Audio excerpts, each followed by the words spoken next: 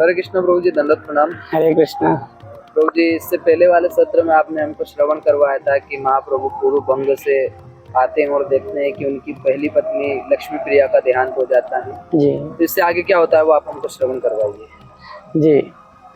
तो इसके पहले छोटा सा मंगलाचरण कर लेते हैं।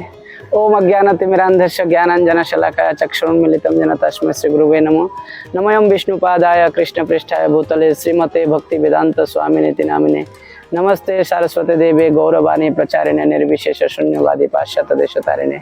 हे कृष्ण करुणा सिंधु दीनबंधु जगतपते गोपेश गोपिका कांतो राधा कांतो नमस्तुते। तप्त कांचन गौरांगे राधे वृंदावनेश्वरी वृषभानुसुते देवी प्रणमामि हरिप्रिये। वंशा कल्पतरुभ्यश्च कृपा सिन्धुभ्यैव च पतितानां पावनेभ्यो वैष्णवेभ्यो नमो नमः। श्री कृष्ण चैतन्य प्रभु नित्यानंद श्री अद्वैत गदाधर श्रीवासादि गौर भक्तवृंद। हरे कृष्ण कृष्ण कृष्ण हरे हरे, हरे राम राम राम हरे हरे। तो श्री चैतन्य महाप्रभु यानी गौरांग महाप्रभु जब पूर्व बंग से यानी अपने जो दादाजी है उनके घर से और बहुत सारे भक्तों को दर्शन देकर कृपा देकर फिर लौट के आते हैं। लगभग 6 महीना समय बीत जाता है और लक्ष्मी प्रिया जो महाप्रभु के प्रथम पत्नी थी वो महाप्रभु के 6 महीने के विरह को सहन नहीं कर पाए, तो फिर उसने शरीर छोड़ना ही उचित समझा और विरह रूपी काल सर्प उनको डस लिया है और वो यहाँ से सीधा वैकुंठ लोक वापस जाते हैं।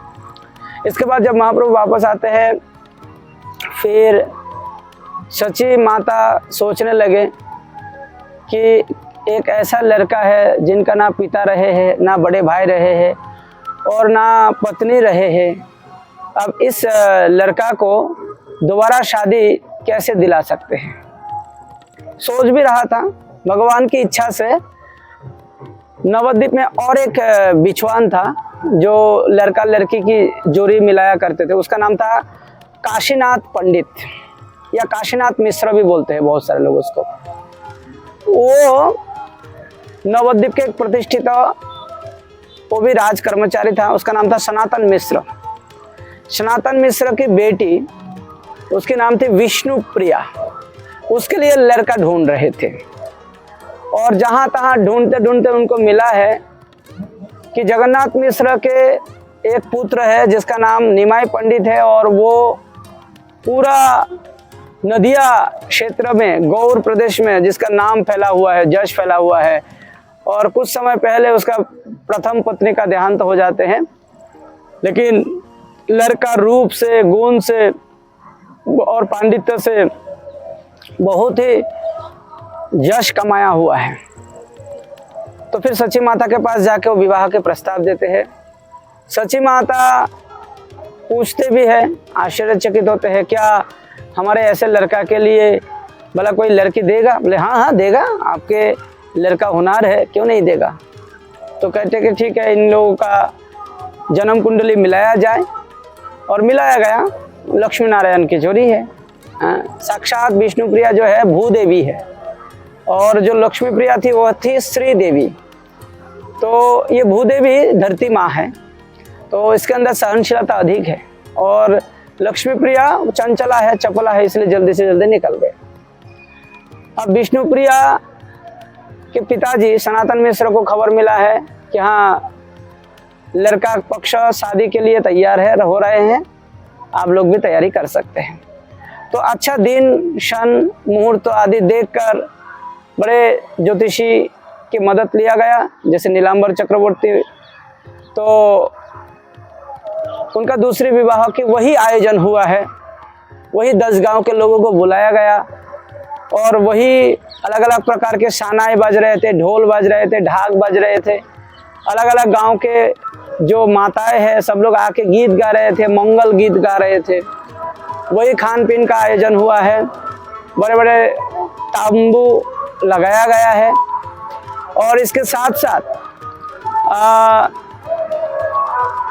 महाप्रभु को मदद करने के लिए बुद्धिमंत खान अपने धन ऐश्वर्य और सारे जो उनके नौकर चाकर है सबको लेकर आया और बड़े धूमधाम से महाप्रभु का दूसरा विवाह संपन्न हो गया। इसके बाद महाप्रभु अपने माता को प्रस्ताव देते हैं, कहते कि माता बहुत दिन हो गया, हमारे पिताजी का देहांत हो गया, तो क्यों नहीं मैं एक बार गया हो के आऊँ, गया में जाके पिताजी का पिंडदान करके आऊँ।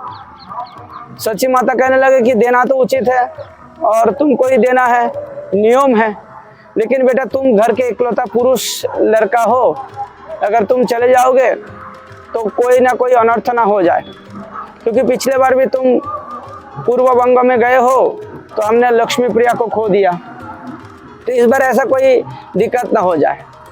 महाप्रभु ने बोला नहीं नहीं ऐसा कुछ नहीं होगा, आपको यकीन दिलाने के लिए, याद दिलाने के लिए मैं बता दूं कि मैं मौसा जी को साथ में लेके चलता हूँ। चंद्रशेखर आचार्य, हाँ, यानी जगन्नाथ मिश्र के बहन है जिसका नाम थी सर्वजया, तो सर्वजया के पति यानी इनका मौसा जी।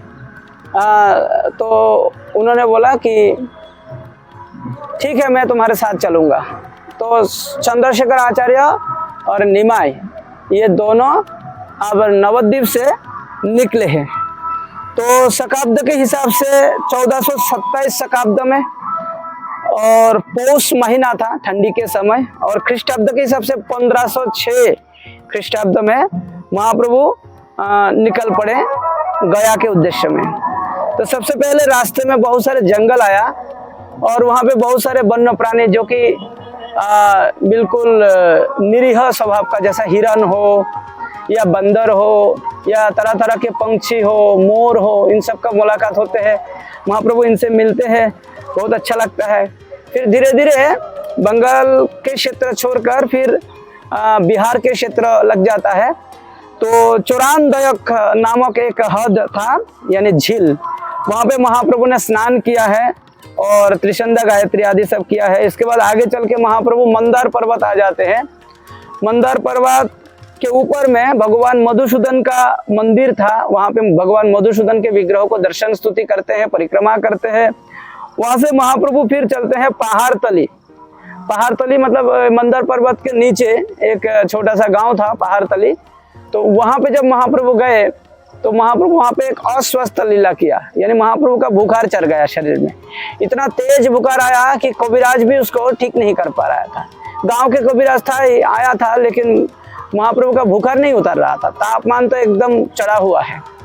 तो चंद्रशेखर आचार्य ने पूछा कि बेटा तुम्हारा ये हालत हो गया है, कैसे तुम्हारा शरीर स्वस्थ हो सके। तब महाप्रभु ने कहा कि मौसा जी, अगर यहाँ पे कोई निष्ठावान, कोई ब्राह्मण जो भगवान की भक्ति में बिल्कुल सरोवर रहता है, ऐसा कोई ब्राह्मण का चरण पादुदक यानी चरण जल और चरण धूलि अगर मेरे मस्तक पे कोई लगा देगा और चरण अमृत अगर कोई मुझे थोड़ा पिला देगा तो ये बुखार उतर जाएगा।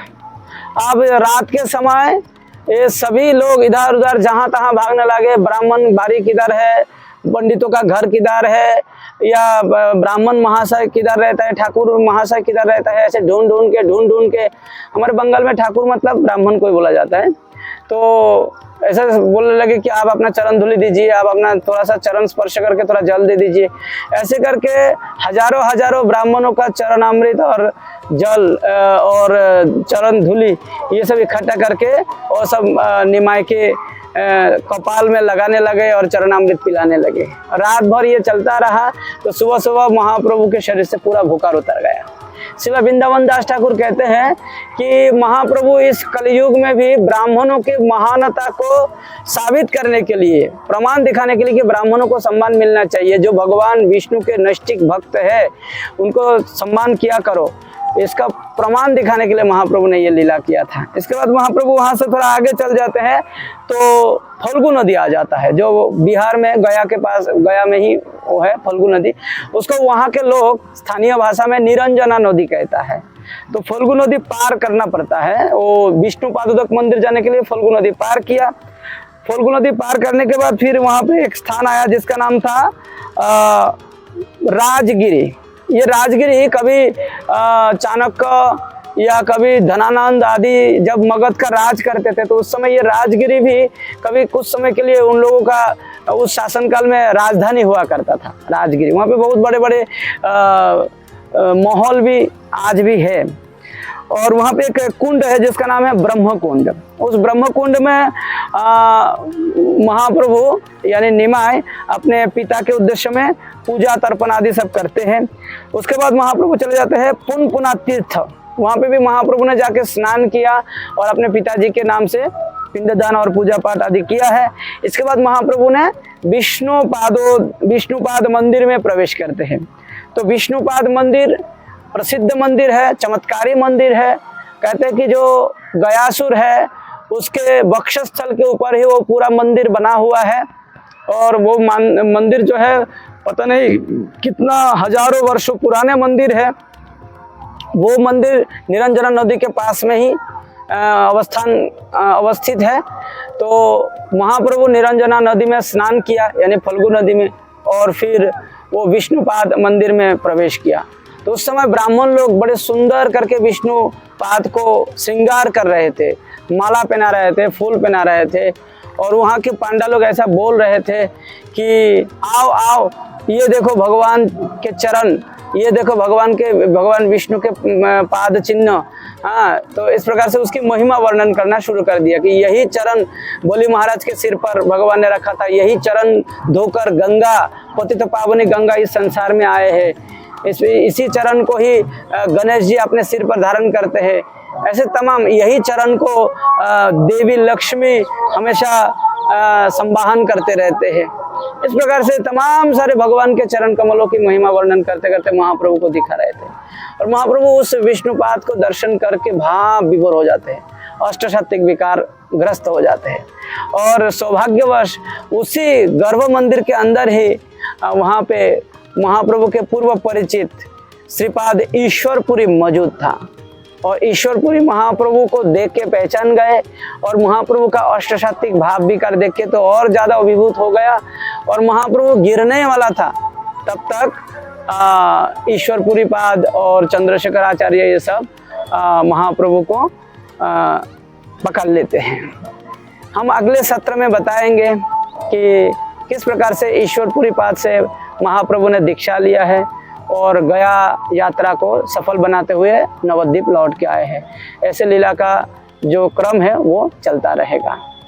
नमो महावदान्याय कृष्ण प्रेम प्रदायते कृष्णाय कृष्ण चैतन्य नामने गौरवतिषे नमः। कलिजुग पावन अवतारी से चैतन्य महाप्रभु की जय।